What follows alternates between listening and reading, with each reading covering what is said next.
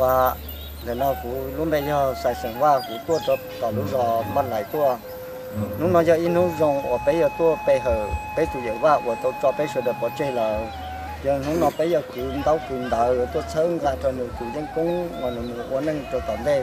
ตัวสมดูอย่างนู้นเราตรงเสียนู้นเราอย่างนู้นมันที่หนึ่งกับจั่วเท่าลูกเล้าหนึ่งดูรู้เสียเหอะจั่วมอง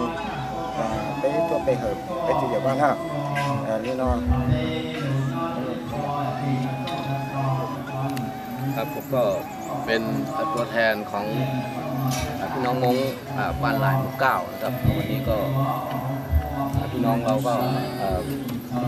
มากันเยอะนะครับเพื่อจะมาถวายความจงรักภักดีเพื่อจะได้มากราบพระสมเด็จสมเด็จพระเจ้าอยู่หัวของเรานะครับที่สวรรคตไปนะครับแล้วก็เราก็ลำลึกถึง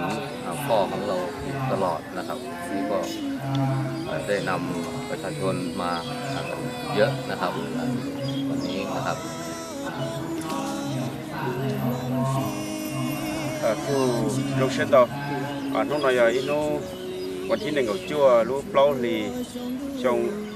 ออสซิชิปวดเราเจ้าอย่างน้องนายอินูว่าไปจังหวัดพะเยาไปจังหวัดตันทองพระบอกเต้นบอลเล่นตัวตรงนั้นนะไปตัวไปเหอะไปดูอย่างวันสุดท้ายว่าเราจอไปเฉยๆเลยกู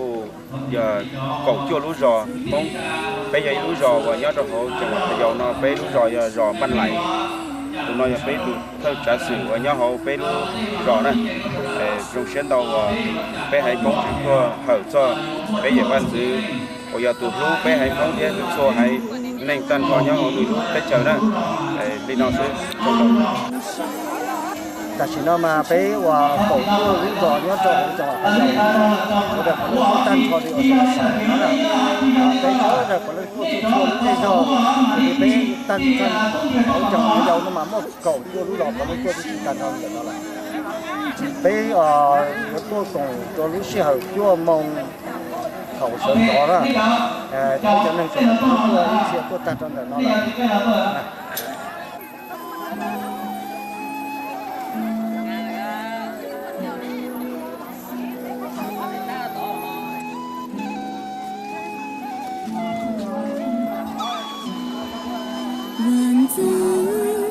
หัวตายราชการที่อยู่ก็เจ้าแก่ลูกตัวเธอให้แน่陌路霜的浓，我要梦路霜，我爹不说走的走，给路。陌路霜的浓，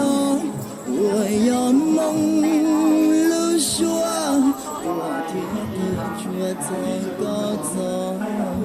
给路。เ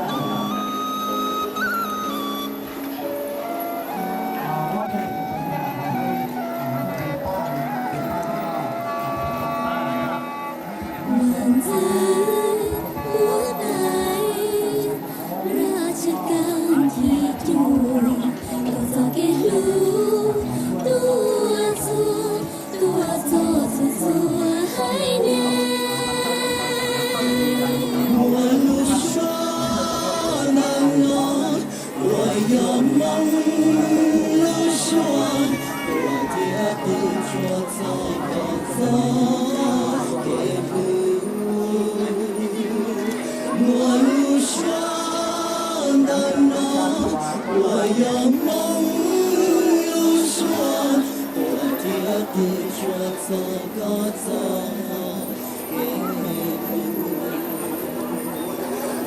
莫风中中，我莫沙东航，连个血过我的心都够的路。我莫沙东航，我莫风中中，北海风过我的心都够的路。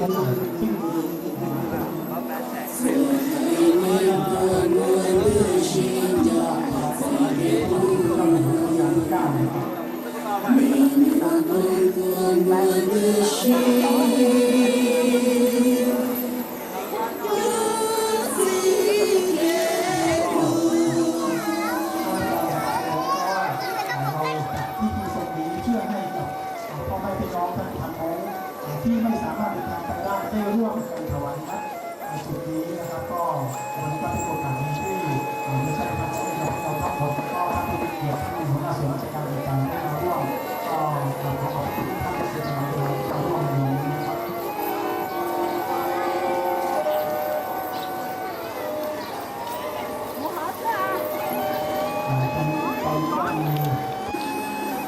ครับ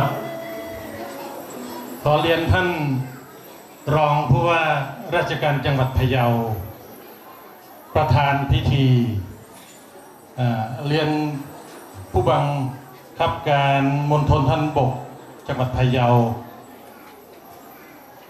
เรียนผู้กำกับการตำรวจภูธรจังหวัดพะเยา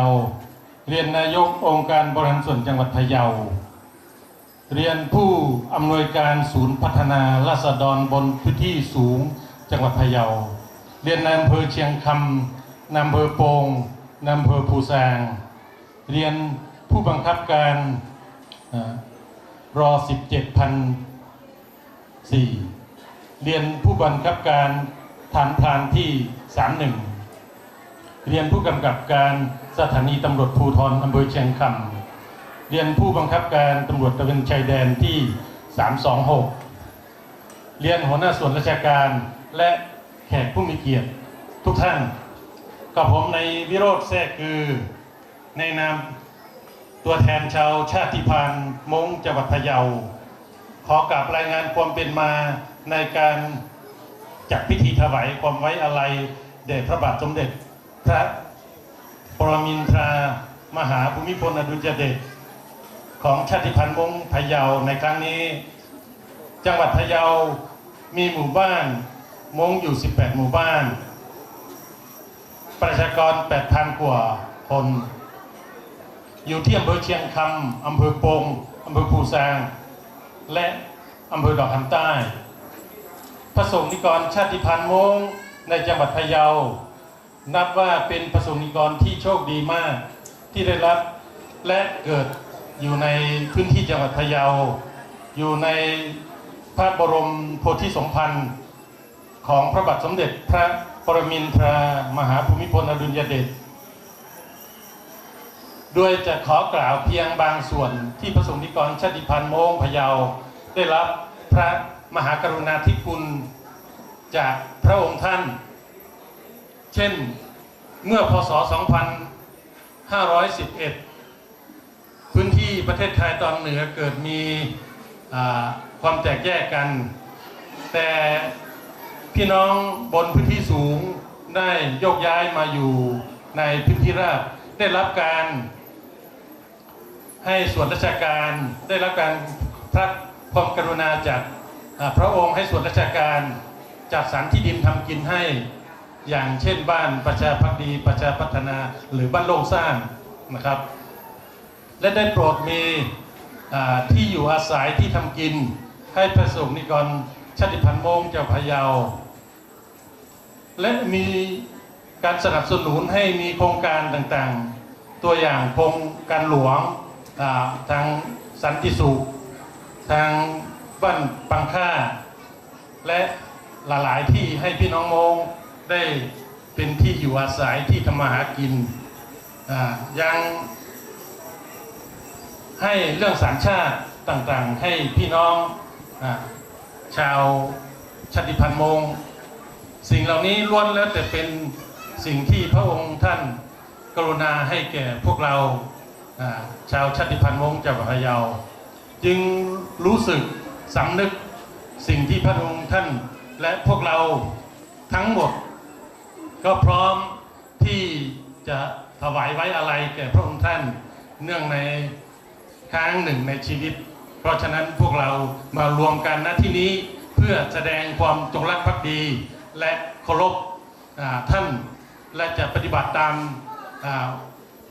สิ่งที่ท่านสั่งสอนไว้ตลอดไปทุบเทียนแล้วก็เปิดกลวยเครื่องทองน้อยนะครับก็เป็นไม่เปิดนะครับก็จุดทุบเทียนนะครับเพื่อถวายสักการะความอาลัยแด่พระบาทสมเด็จพระเจ้าอยู่หัวรัชกาลที่9นะครับครับก็ขอเชิญ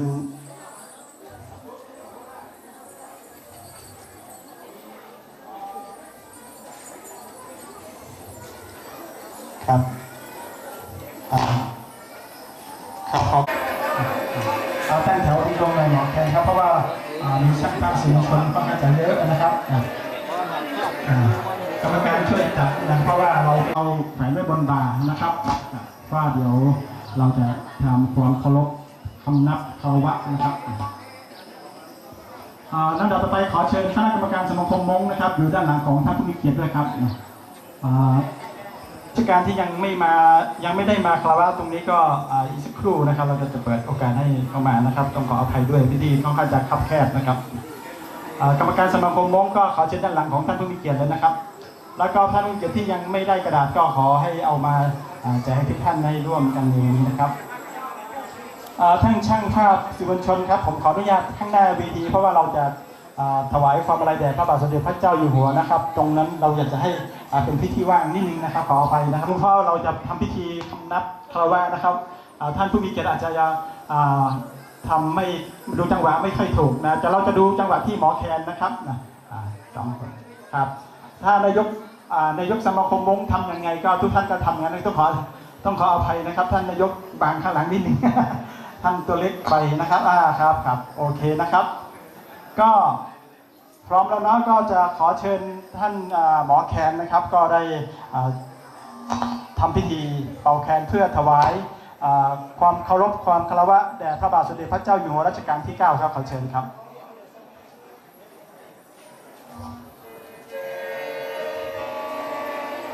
การเป่าแคนถวายความอาลัยหรือว่าการนำกุศลจิตและก็กระดานเงินกระดาษทองไปให้กับผู้วายชนโดยเฉพาะในครั้งนี้เราได้ถวายแด่พระบาทสมเด็จพระเจ้าอยู่หัวรัชกาลที่9ขอให้หัวหน้าส่วนราชการคุกเข่าด้วยครับขอโทษทุกท่านคุกเข่านะครับเป็นการถวายการเป่าแคนการคำนับหรือคำคารวะ3 ครั้งแรกนี้เราจะเป็นการคารวะหรือว่าถวายความอาลัยแด่พระบาทสมเด็จพระเจ้าอยู่หัวรัชกาลที่9นะครับก็จะดีกันคำนับนะครับตอนที่หมอแคนลงไปแล้วก็จะคำนับนะครับเป็นการอาจจะถือเป็นกู้เหตุใจพ่อจอสกัยหน้าห่อนะ3 ครั้งแรกนี้เป็นการถวายความคารวะถวายความพระบาทสมเด็จพระเจ้าอยู่หัวนะครับ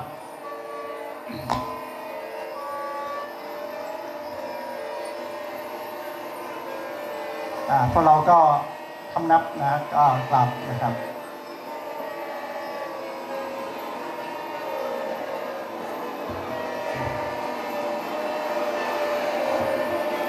หลังจาก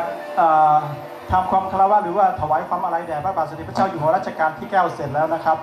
หมอแคนก็จะหันมาแล้วก็ให้พวกเราคำนับตามนะครับ3 ครั้งจากนี้ไปจะเป็นการให้พรหรือว่าเป็นการให้พรจากพระบาทสมเด็จพระเจ้าอยู่หัวมาสู่พวกเราพ่อน้องหรือท่านผู้มีเกียรติท่านหัวหน้าส่วนราชการท่านประธานทุกท่านนะครับ3 ครั้งนี้ก็จะเป็นการให้พรนะครับกลับคืนมาให้กับท่านผู้ที่มาถวายความอาลัยนะครับก็พวกเราก็จะได้รับพรจากพระเจ้าอยู่หัวรัชกาลที่9ด้วยนะครับ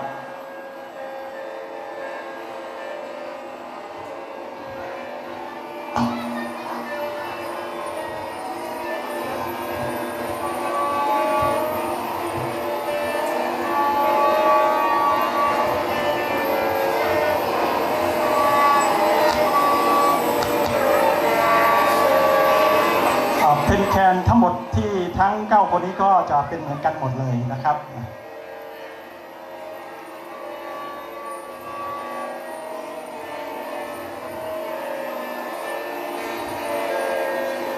หลังจากนี้อีก3ครั้งที่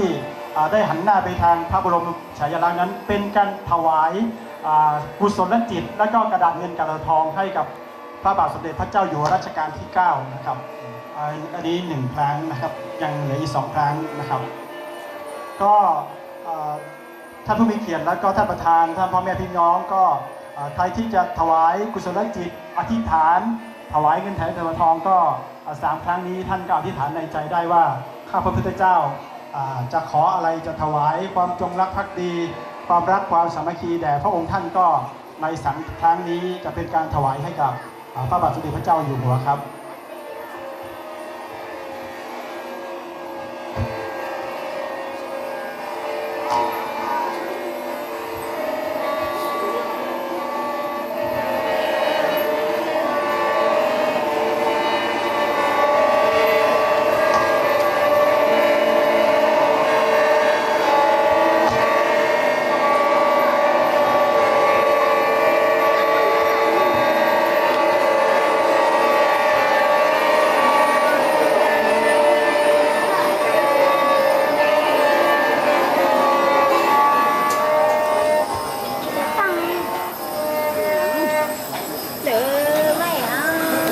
ครับก็พ่อแม่พี่น้องอย่าเพิ่งลุกนะครับหัวหน้าส่วนราชการและก็กรรมการลุกเนาะเป็นขนาดจะจุดเฉยใช้ห่อมีญาติปลาจ๋อเพราะจันเราจะว่าใช้เตานะไม่จ๋อหมอกแคนนี่ดูญาติเราหัวหน้าส่วนราชการยืนนะท่านอาจจะเมื่อยขานะครับไม่เป็นไรนะครับหมอแคนท่านจะคารวะถวายความเคารพถวายความอะไรแด่สมบัติพระบาทสมเด็จพระเจ้าอยู่หัวรัชกาลที่9นะครับเตาเรานะลำดับต่อไปนะครับจะเชิญตรงนี้เลยนะครับไม่จอสุกี้เดี๋ยวท่องข้ามอย่าเตาห่อนะไอ้พ่อจอของหน้าส่วนราชการขอให้ประจำตรงนี้แล้วก็เอาได้สายสิญจน์นะครับไปผูกกับกระดาษเงินกระดาษทองนะครับแล้วก็ท่านก็ยืนอยู่ตรงนั้นนะครับครับจุดสมุดเป็นคำว่าจอเดี๋ยวคือไปฟังตัวฮะไปยมวันเสาร์จออย่าวันสุภาพไทยนะห่อนะแต่สิ่งน้อยอย่าปั้นเราย่อมูลเตอchọn tử kỳ bê ban tuần thì nó chùa nhiều văn sự phát tại thay mà cô thảo trên địa có họ cho sáng tạo cho nói cho thật bài có đây là chữ vàng cô giáo cho tôi nhỏ chụp biết cho sáng đâu đã mà hạ cho mình rất mình định cho chữ to ban là bằng chữ ban tim sẽ bên nhau bây giờ bên nhau rồi mình tập bên chị là người tự nhiên của cà phê nhau ở bên trả là mà hìnhว่าcó hạt cho thế phát tài nó màu chặt bên nhau rồi mà cũng mong mình sẽ ra để sáng tu du tu phát tài để nó sẽ ra mà cho rằng nó cho du tu như tăng thế ổn định là mà nó sẽ được cho nhận tài chân đâu cho như cho mong sứ mà nếu hãy lưu cũng lưu cho bé là cứ bé sinh là nói nhau dùng hắn nó phát tài ô nếu đầu tăng sinh cho bé chơi là bằng cứ rất nhiều trung nhiều chỉ là mấy bé sinh cái tao cho chăn cho tao cho thằng bài mà của hai con như mà cha như rồng ó giờ ta chăn tao chúng tôi giàu tàn thọ thì cái mà bây giờ giáo tôi này thì nó bé luôn mà cha cho nhật là chẳng được tua tại cho mà mới cho tôi làm thứ làm thứ giáo tộc tại nhật tại chẳng được họ cho làm này phải sinh ban cho các tại nhật tại xong tại tại của đông họ thì có sự thời gian của chi ban tại nhật tại chẳng được mồ chặt của họ rồi ô có thể bảy nhật tại chẳng được rồi chỗ cao là cái cho màu sứ cho màu dầu cái gió thì cháu lù sai cháu lù chọc bé cháu tôi này cái chỉ hạt mông chỉ hạt chuột chỉ hạt sành và nhau của cho ba tôi này thay nó mà có này chuột chuột cao lúc ta tham gia rõ là cái hạt cho mẹ là mẹ mua cho ta để mấy người bé hở ha thế thì giờ bé mua chi tiền mà cô thọ mua sang đi người cho bé cho là chỉ cái bên ngang đông ngang tới ngang cho khổ chiến khổ nha cho sáng từ 咩摸做咩咗ถอ公ถอมง咗ถอ個就呢啦，你固然ถอ啦นะเป้有วันสิเขาแต่ไทยยังดูว่า公มงลูกชักปล่อยหูไม่รู้ที่เฉยไทยนึกว่าอย่าไปจีถอ公มงถ้าแต่ไม่กูจีเป้าหาเลยก็มากูว่าหาจะไปจะไหนจะซื้อนี่ดีจีมัวตู้จีมัวนี่有เราถอเตานี่ดีจีมัวเนี่ยจีมัวจ้าเรากูถอเตานี่ดีทุก公มงจีช่วยยงเห็นเรากูถออยู่บ้านคือเขาแต่ไทยราชการที่ช่วยในจัวปั้นจัวใช้ฟังงานจัวอยู่รู้เม่งรู้หมอรู้กงรู้เม่งจุนเม่งจุนมงกว่าจงสื่อเราเต้กู้ถอเตาจะรู้สึกอะไรดีวะแต่คุณว่าช่างจะได้จะไหนจะซื้อห่อนะ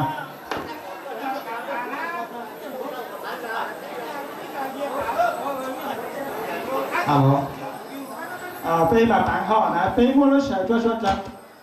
หลายกดตังเลยนะไปซ้อมบ้างห่อนะว่าจะคือนี่คือแล้วตังเลยกู้มาสู้จนจากน้ำมิตรนะจนจากน้ำมิตรแต่เป็นกล่องหอมมงพะเยาเราสมาคมมงพะเยา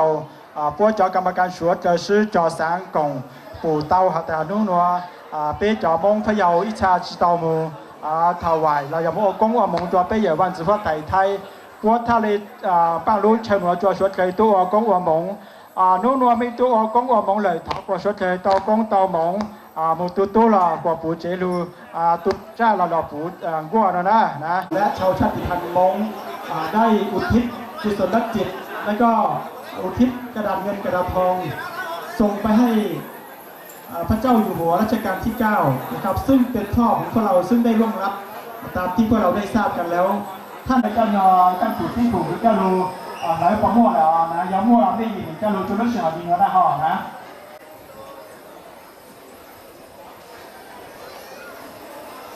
นะครับโอกาสนี้ขอเชิญท่านผู้มีเกียรติทุกท่านได้กับ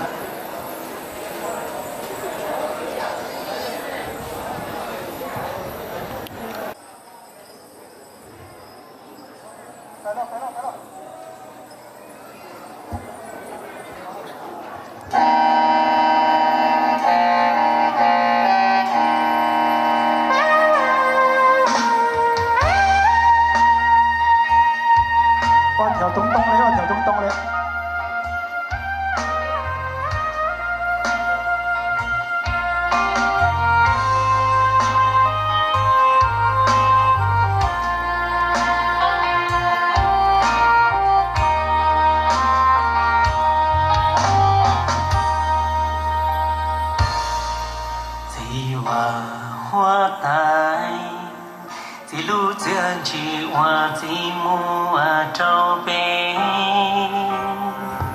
giờ bây nhỏ đi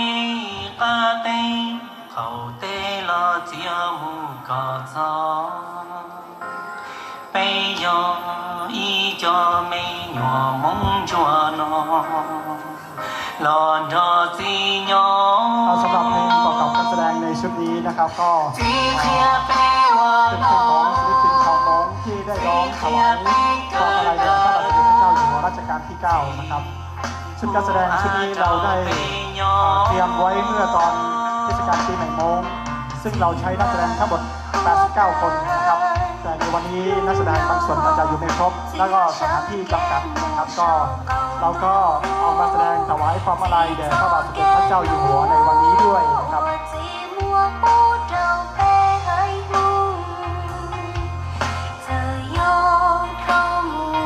เนื้อหาสาระในเพลงนี้ก็เป็นเพลงที่พี่น้องชาวมงในประเทศไทยที่ได้รับพระมหากรุณาธิคุณจากองค์พระบาทสมเด็จพระเจ้าอยู่หัวรัชกาลที่9จากระยะ80 ปีที่ผ่านมาที่พระองค์ท่านมีให้กับพวกเรานะครับท่านผู้มีเกียรติและก็พ่อแม่พี่น้องอาจจะได้เห็นว่าเมื่อเราดูทีวีก็จะเห็นพระราชกรณียกิจของพระบาทสมเด็จพระเจ้าอยู่หัวที่เสด็จไปเยี่ยมพี่น้องชาวมงตามป่าเขานะครับตามดอยต่างๆซึ่งเป็นหนทางที่ทุรกันดารอย่างสิ้นสุดซึ่งบางครั้งพระองค์ท่านต้องทรงม้าต้องเสด็จพระดำเนินด้วยเท้าเปล่าเวลาค่ำคืนก็มีแล้วก็เป็นสิ่งที่พ่อแม่พี่น้องสำนึกในพระมหากรุณาธิคุณอย่างที่สุดไม่ได้นะครับ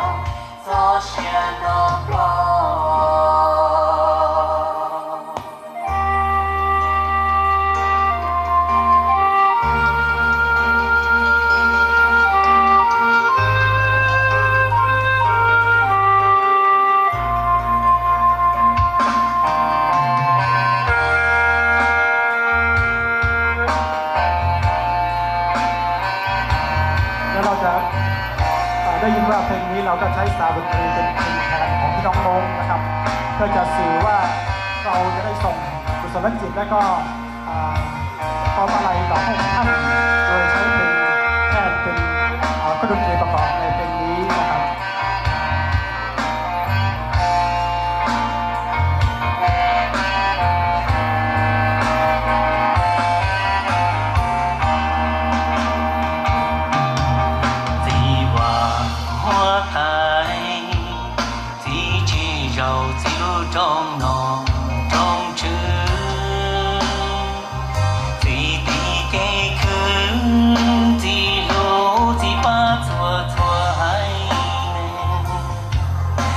สาระในเพลงนี้ก็ค่อนข้างลึกซึ้งมากนะครับเป็น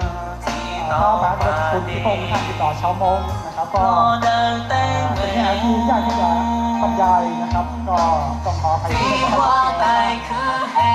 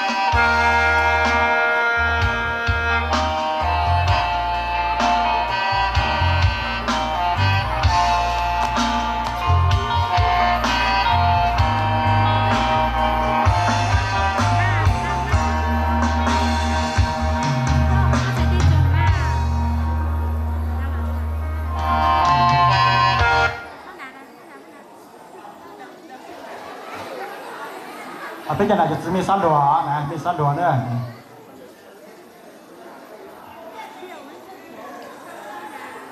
ปวงข้าพระพุทธเจ้าชาวชาติพันธุ์มงจังหวัดพะเยาน้อมทรงเสด็จสู่สวรรคาลัยนะครับท่านในอำเภอเชียงคำในอำเภอปงท่านหัวหน้าส่วนราชการท่านพ่อแม่พี่น้องชาวมงที่เคารพรักทุกท่านครับขอแสดงความชื่นชมขอแสดงความดีกับทุกท่านนะครับที่ได้รวมตัวกันมาเพื่อแสดงออกถึงความสามัคคีเพื่อแสดงออกถึงการถวายความจงรักภักดีต่อพระบาทสมเด็จพระเจ้าอยู่หัวสมเด็จพระปรมินทรมหาภูมิพลอดุลยเดชนะครับความรักในบ้านเกิดถิ่นเกิดของท่านความรักในผืนแผ่นดินไทยที่ท่านอยู่อาศัยแห่งนี้นะครับมีสิ่งใดที่ทางราชการจะได้ดูแลได้หรือบำบัดทุกข์บำรุงสุขของท่านได้ก็ขอความกรุณาได้บอกกล่าวนะครับทางราชการพร้อมที่จะดูแลพร้อมที่จะบำบัดทุกข์บำรุงสุขกับทุกท่านนะครับขอให้ท่านจัดงานนี้ตลอดนะครับแสดงถึงความสามัคคีแสดงถึงการจงรักภักดีต่อหมู่ของเราครับขอขอบคุณทุกท่านนะครับที่จัดให้มีงานแบบนี้นะครับก็ขอบคุณครับผมครับสวัสดีครับ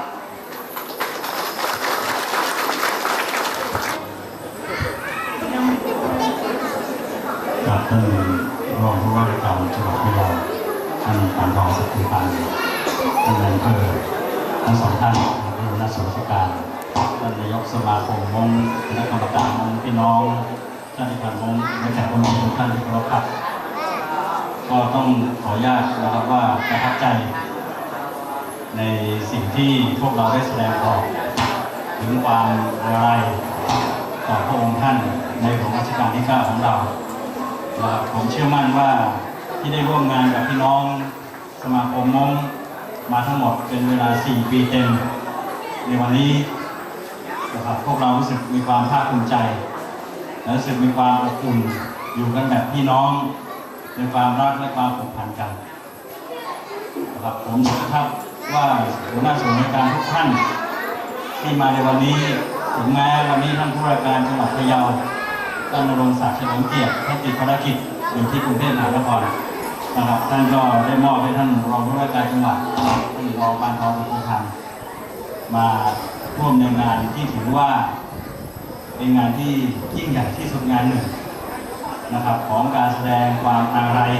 ต่อผู้ที่จากไปตามนะครับประเพณีของพี่น้องชาติพันธุ์มงนะครับก็เป็นครั้งแรกเช่นกันที่ผมได้เห็นประเพณีอันสวยงามและดีงามในครั้งนี้นะครับถึงแม้ว่าจะฟังภาษามงไม่ออกนะครับแต่ท่านนายกสมาคมมงท่านก็ได้มาแปลเพลงที่ได้แสดงนะครับว่าในความหมายของเพลงนั้นแสดงถึงความรักและความอาลัยต่อพระบาทสมเด็จพระเจ้าอยู่หัวรัชกาลที่ 9ตลอดจนชีวิตจะหาไม่ผมได้รับรู้เพียงท่อนเดียวก็รู้สึกว่านะครับเป็นความลึกซึ้งอยู่ในสายเลือดอยู่ในชาติพันธุ์ของพวกเรานะครับที่พวกเราแสดงถึงความจงรักภักดีต่อในหลวงรัชกาลที่ 9และผมเชื่อมั่นว่าพวกเรามีความจงรักภักดีต่อสถาบันพระมหากษัตริย์นะครับทุกพระองค์สิ่งนี้ครับจะเป็นสิ่งที่นำไปสู่ความเจริญนำไปสู่ความรักความสามัคคีนำไปสู่การพัฒนาทำให้ลูกหลานของเรานั้นได้สืบทอดสืบสานประเพณีอันดีงามพี่น้องมงจังหวัดพะเยาได้ร่วมกันบริจาคเพื่อไปร่วมสมทบที่สำนักพระราชวังครับขอเชิญครับท่านนายกสมาคมเชิญครับนะครับมอยท่านประธานท่านนายกแล้วก็หัวหน้าส่วนราชการทุกท่านนะครับนะโอเคครับแล้วก็เป็นน้ำจิตน้ำใจความสามัคคีของชาติพันธุ์มงในจังหวัดพะเยาแล้วก็พ่อแม่พี่น้องในจังหวัดพะเยาที่ได้ร่วมกันบริจาคเพื่อนำไปถวายให้กับพระบาทสมเด็จพระเจ้าอยู่หัวรัชกาลที่ 9